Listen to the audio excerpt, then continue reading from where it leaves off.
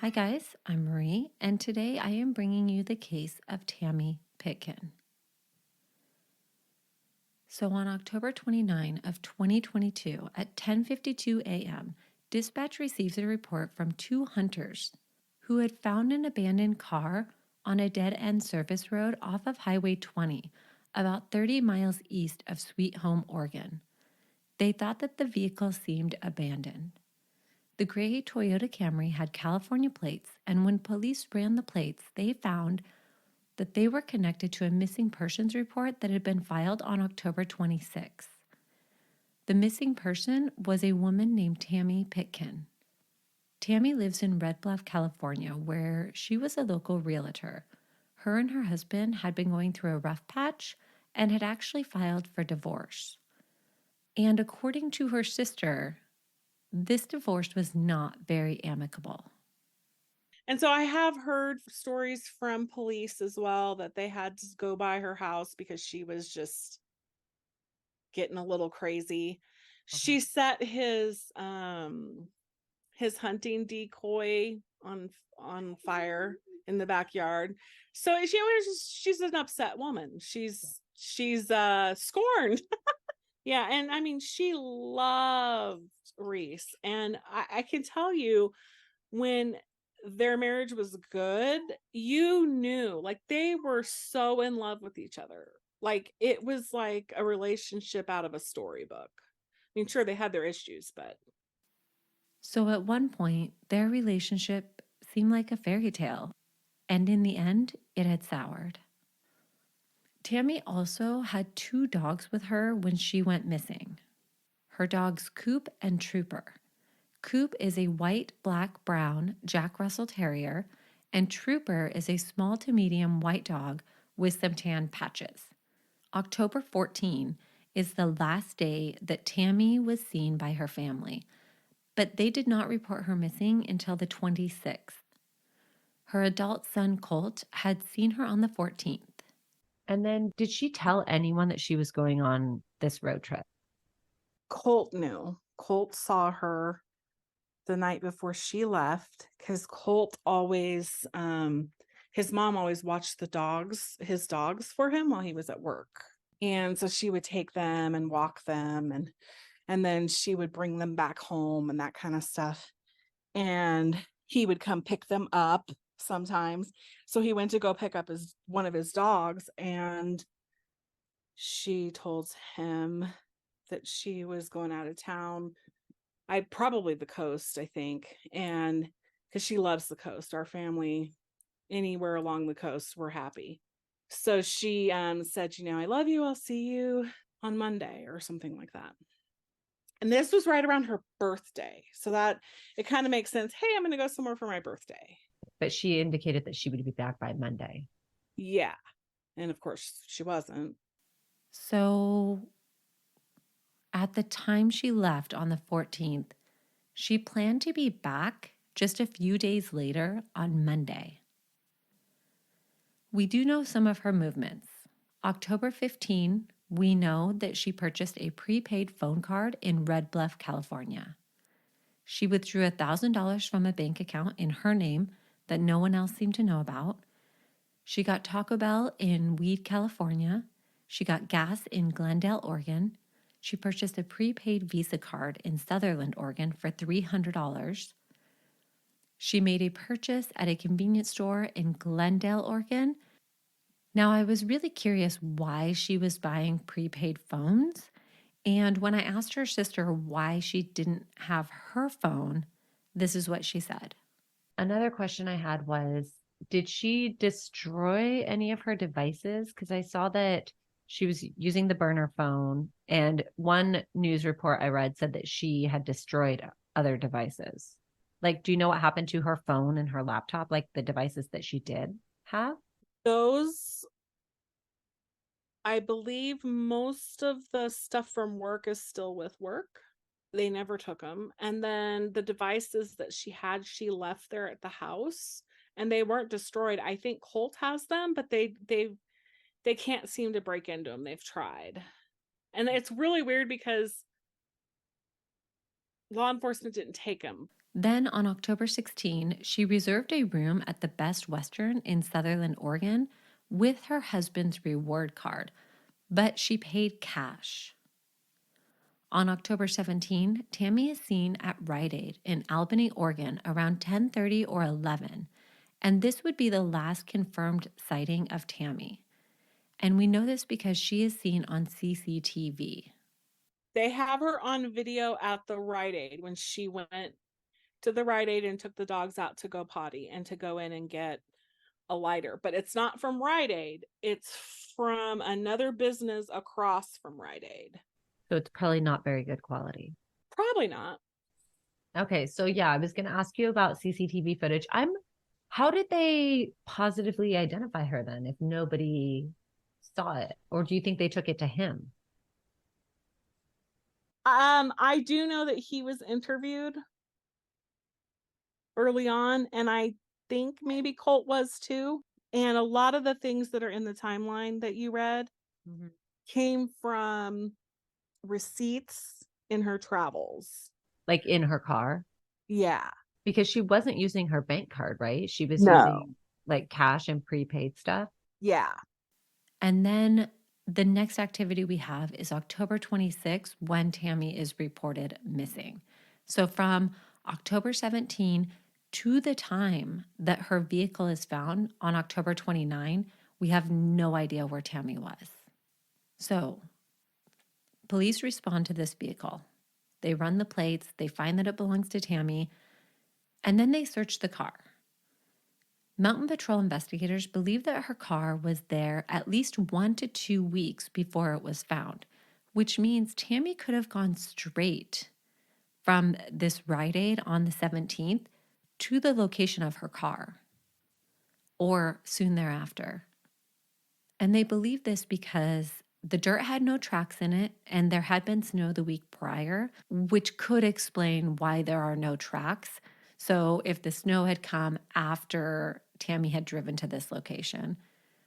The rotors on her car showed rusting, which indicated it could have been sitting in wet weather for an extended period of time. And in the car, detectives would find her purse with her ID, her passport, her social security card, and her birth certificate. They would find an overnight bag with toiletries and regular medication. They would find a gun. They would find leashes for her dog, 2 Home Depot moving boxes, one with clothes and the other with shoes, and an extra key fob for her car that was in the trunk. Police believe that Tammy exited the car with her dogs and most likely had the following items on her person: her burner phone that she had purchased, her prepaid Visa card and all of her cash, a gun, so we believe there were 2, and the other key fob for her car, because her car was locked when police showed up at the scene. Investigators took DNA swabs from the driver's side door and steering wheel.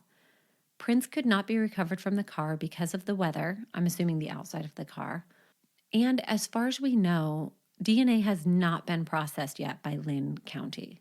Or if it was, we did not hear what they found from it.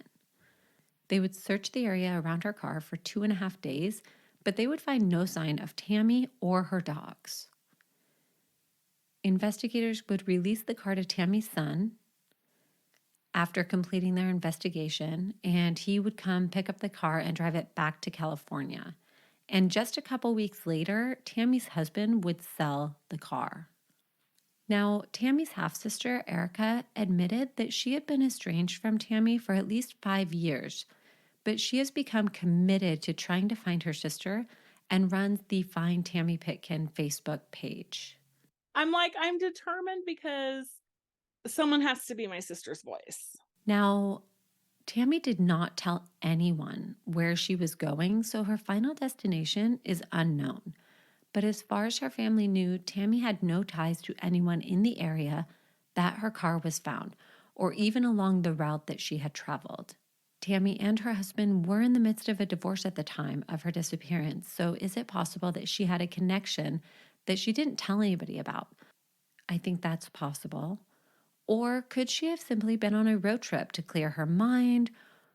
It was also close to her birthday, or could she have been running or hiding from someone? There is behavior leading up to this that makes it seem like she might have been scared or concerned for her safety. Detectives like initially were thinking that she was out of her mind because she kept feeling like she was being followed. She was doing all kinds of stuff a month before she went disappeared. Just like she went and got rid like turned off her main phone, got a burner phone because she was convinced Reese had done something to keep track of her in her phone.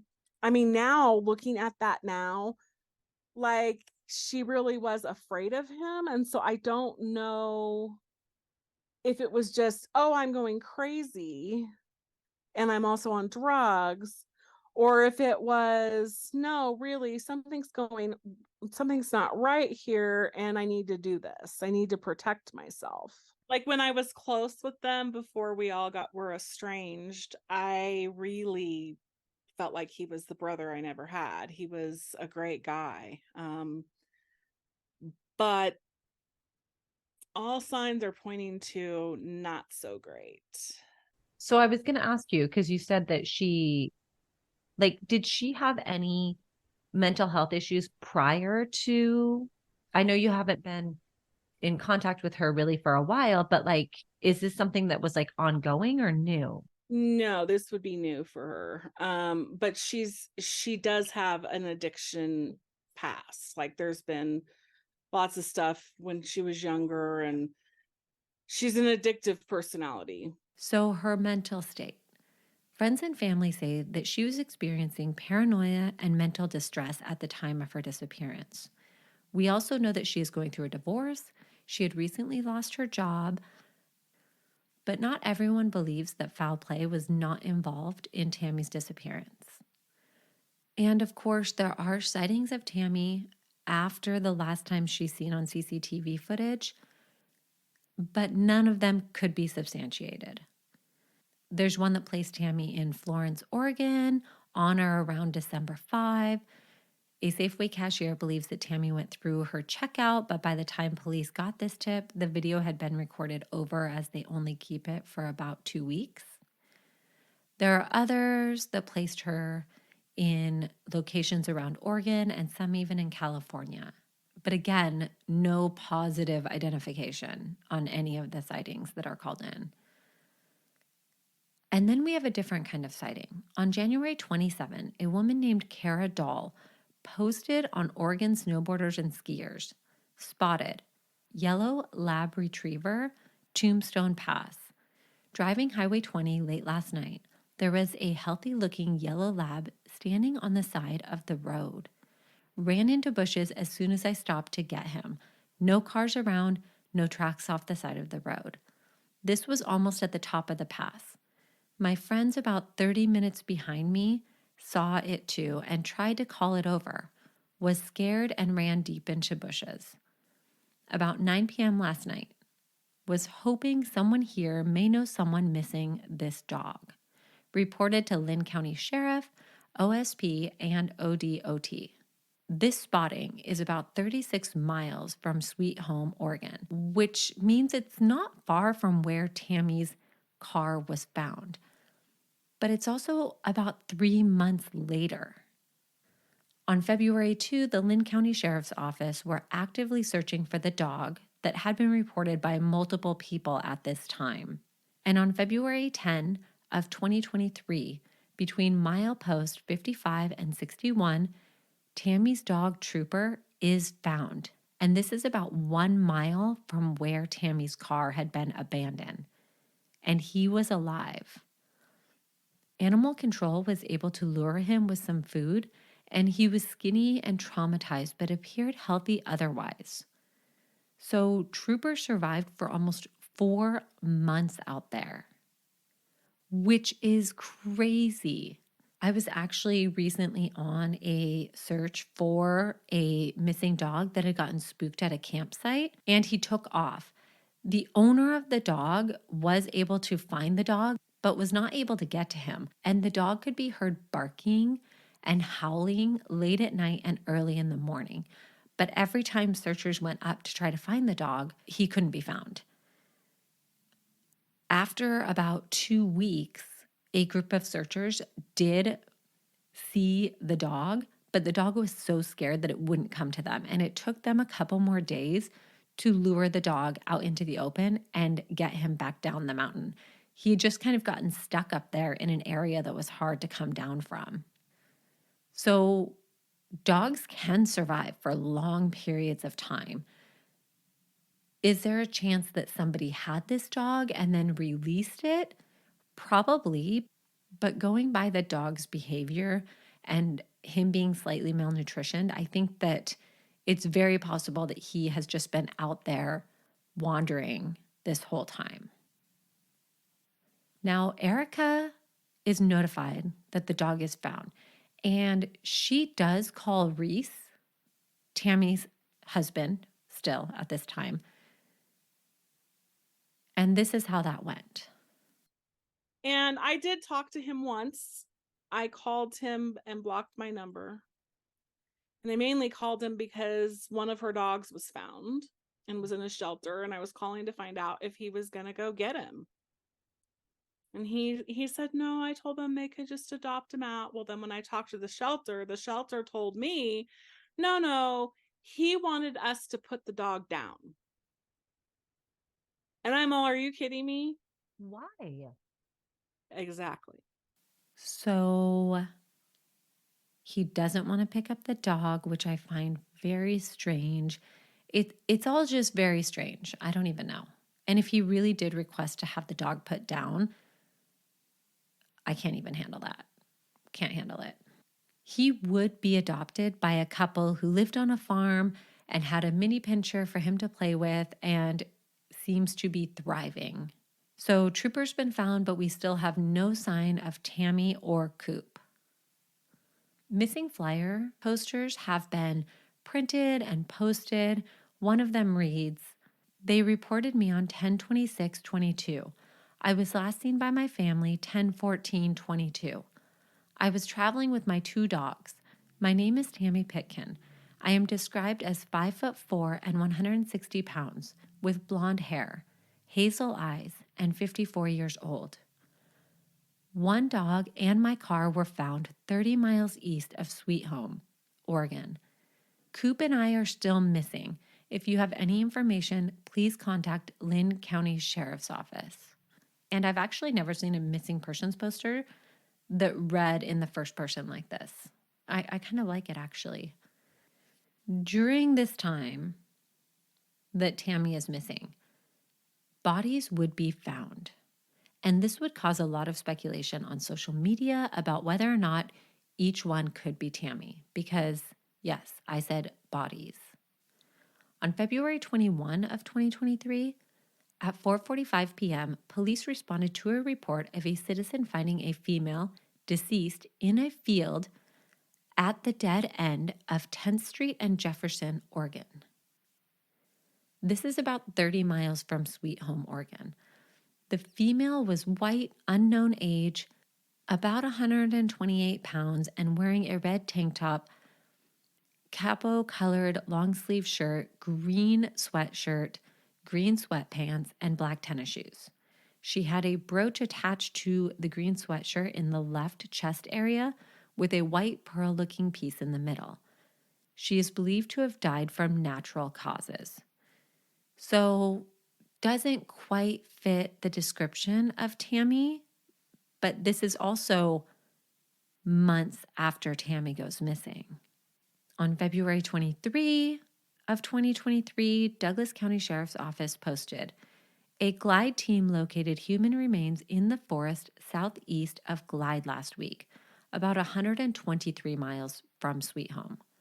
On Thursday, February 16 of 2023, the sheriff's office was notified by a caller that his son, who had been antler shed hunting, located what were believed to be human remains in the Thunder Mountain area of Glide.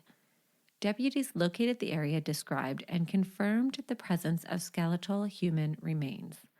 The Douglas County Sheriff's Office, Investigation Division, and medical examiner were notified and have been investigating the death since the discovery. Investigators have withheld a public statement about the discovery to collect evidence at the location, conduct follow-up, and to protect the integrity of the investigation. Working in partnership with the Oregon State Medical Examiner's Office, positive identification of the remains is currently being conducted.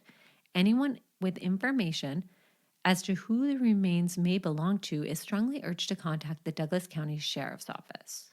Now, on February 27, Tammy's half-sister posted on the Finding Tammy Pitkin Facebook page that she had been in contact with both counties where the bodies had been found, but was told that it would be a while as a lot of people had reached out to them.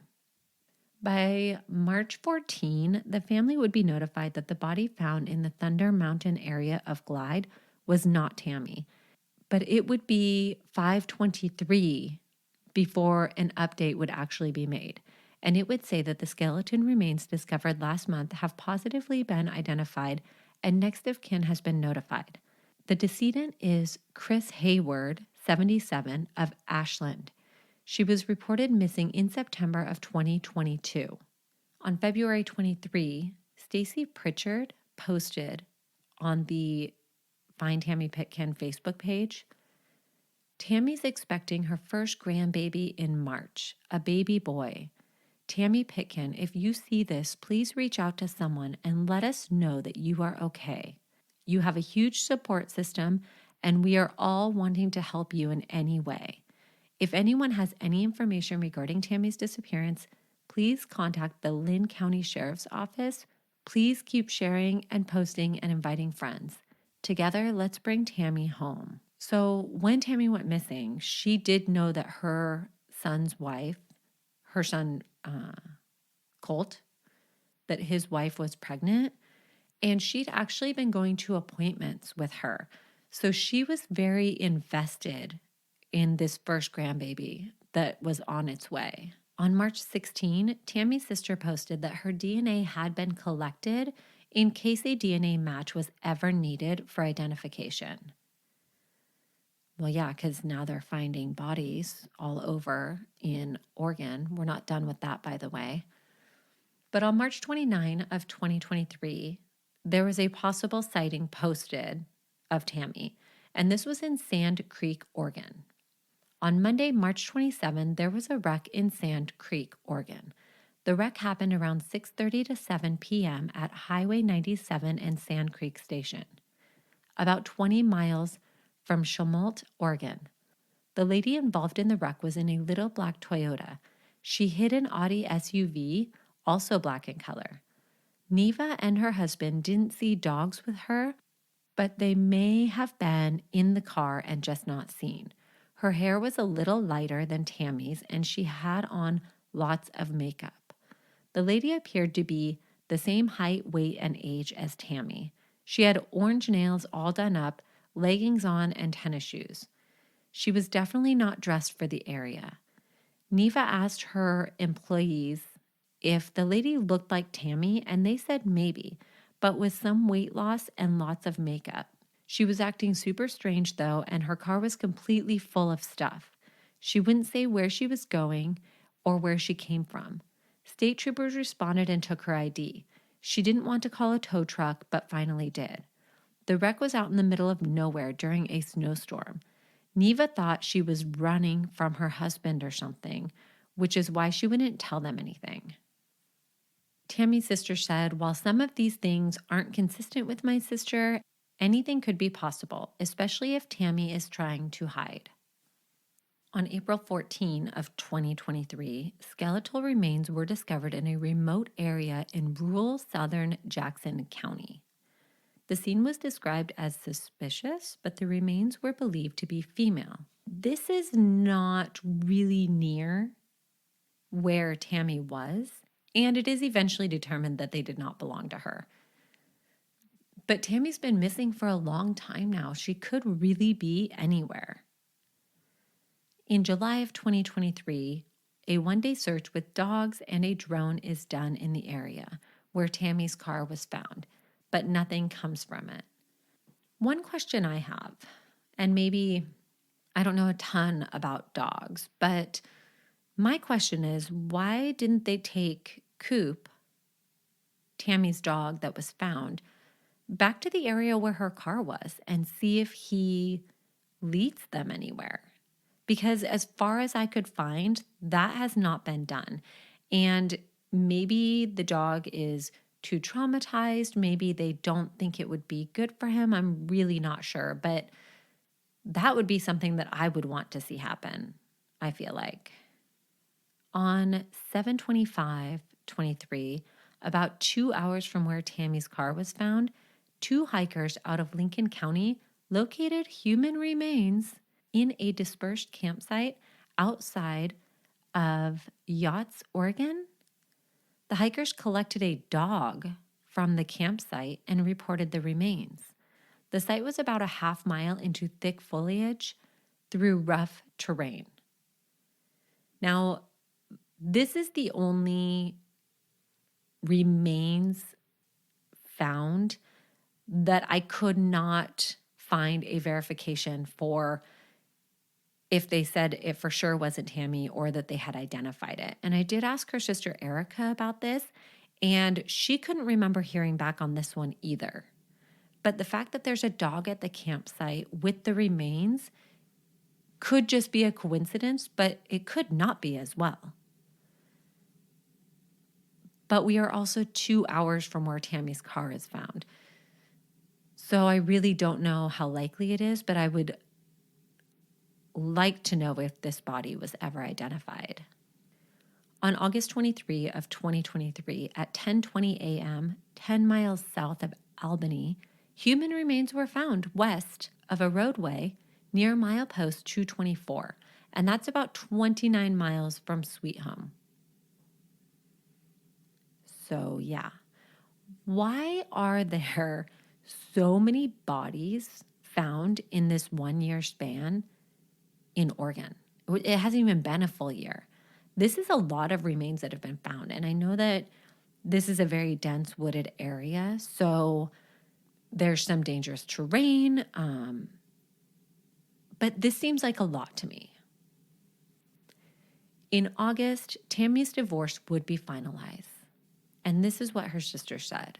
They both filed for divorce and they both had attorneys. And apparently, according to law, you can still get a finalized divorce with one of the parties missing. So the divorce was finalized in August. My understanding is that they wanted, what they did was they took half of the assets and put it in a trust for her. And once 5 years passes from the date she went missing, what's in the trust goes to her son. So I would have more of a problem with this if half of the estate was not put into a trust for Tammy to go to her son if she does not return. If the entire estate went to her ex-husband, I would have a much bigger issue with this. Now, Erica does post something about the situation on the Finding Tammy Pitkin Facebook page. She says, "It is time to stop all of the speculation regarding Tammy's so-called husband. My sister's divorce was finalized in August of this year. This happened while she was still missing. I spoke with her divorce attorney on file, and they explained that it is legal. She also said, I've known about this since August and struggled if I should share this information with the group, as more questions keep popping up about her husband. I've decided that he no longer deserves that title. Reese is Tammy's ex-husband." That's all in caps, by the way. "He moved on with his life and could care less if she returns home safe or is ever found. I'm done trying to explain his behavior because there is really no explanation for anything he's done leading up to her disappearance and after. Let's focus on finding Tammy. Let's not focus on her ex." It sounds like that relationship is not doing super well. Totally understandable. Now, when I was researching Tammy's case, I did find a couple other missing person cases. So the first one I found was Kristen Dane Pilater. Kristen was from Susanna, California, which is about 100 miles from where Tammy lived. She's 50 years old. Missing persons report was filed on January 10, 2023 by her father, who had not heard from her in a couple of months. So that would mean that she potentially went missing around the same time or just after Tammy. This was unusual for her, but the last anyone heard from her was October of 2022. Sound familiar? Like maybe it's exactly the same month that Tammy was last seen? Tammy was last seen on October 17, and Kristen was last seen on October 21st. That's like a week difference.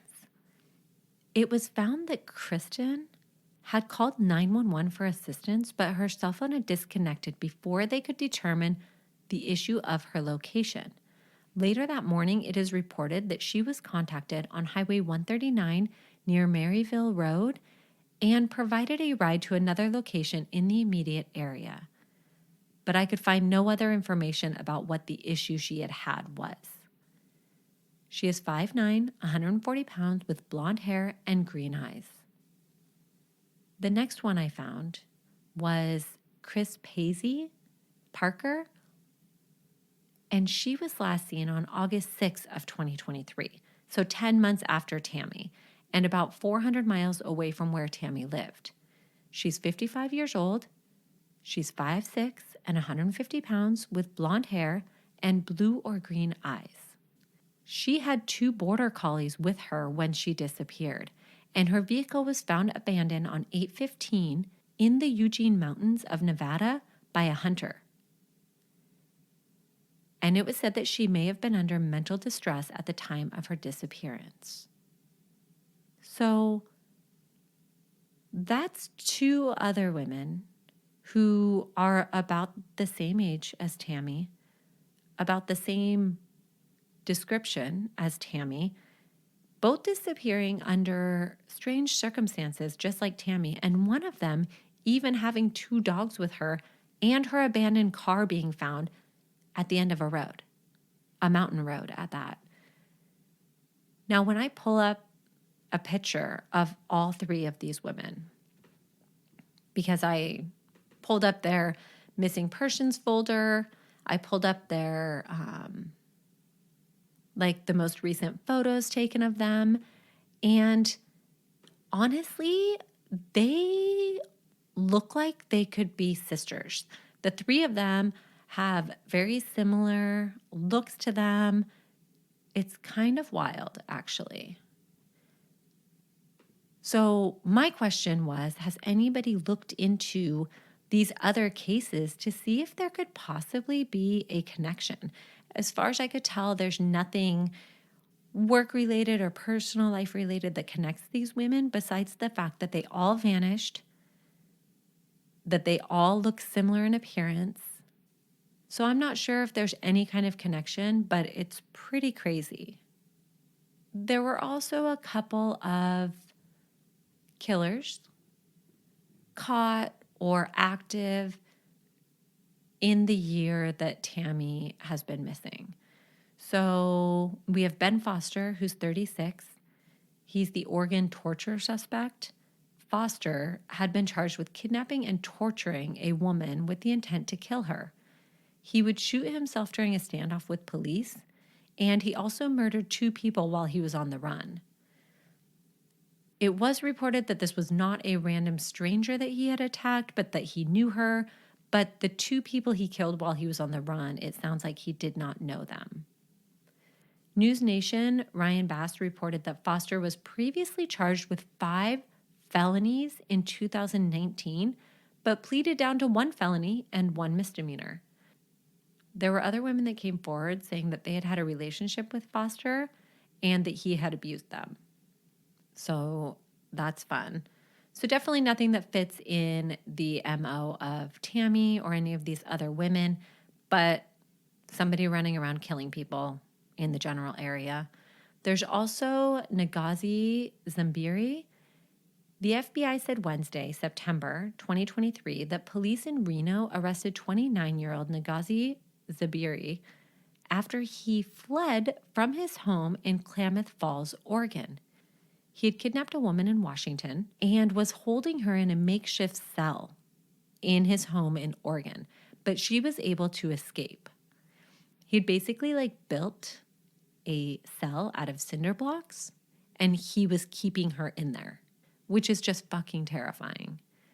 It is believed that this was not his first crime, and he is said to be connected to attacks on women in California, Washington, Oregon, Colorado, Utah, Florida, New York, New Jersey, Alabama, and Nevada.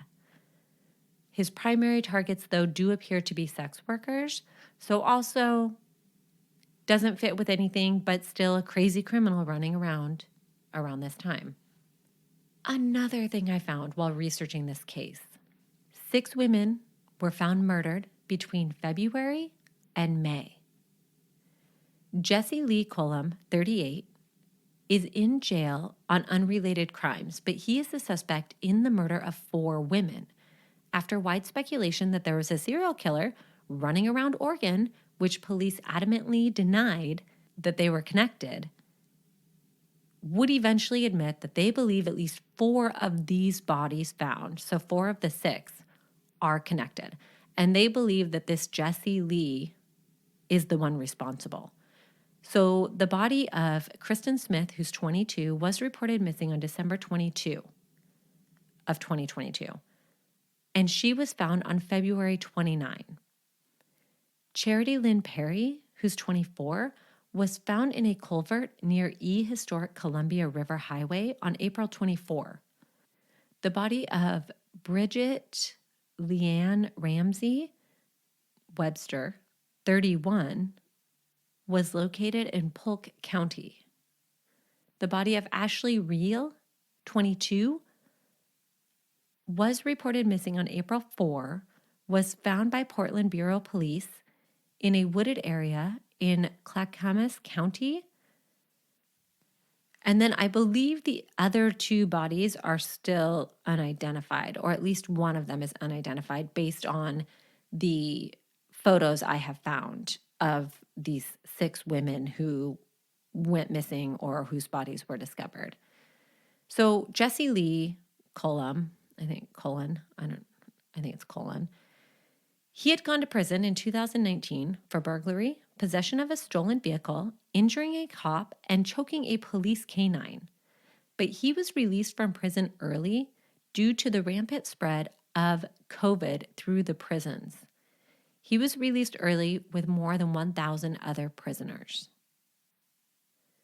So, this guy probably shouldn't have even been out on the street.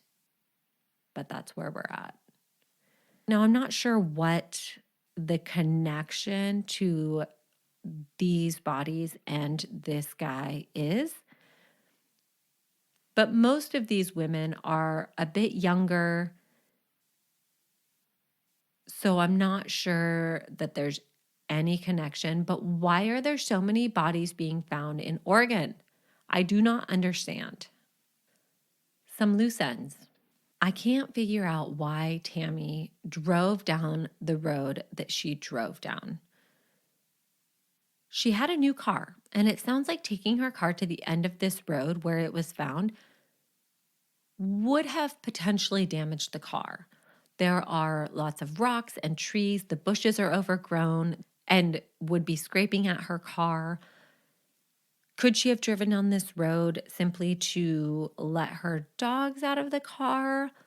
That's really the only thing that I can think of. Or she was trying to get off the road, trying to get away from somebody.